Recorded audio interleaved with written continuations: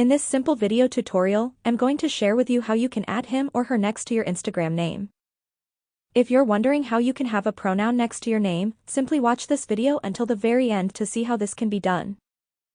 On your Instagram profile page, tap on this Edit Profile button just right here. You will then have to head into this section of pronouns.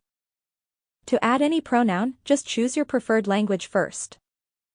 Since I'm an English speaker, I'll have to leave this tab on English. Then search for any pronoun. Let's say you want to add him or her, just say of him. Then go ahead and also search for her. Make sure to choose who can see the selected pronouns.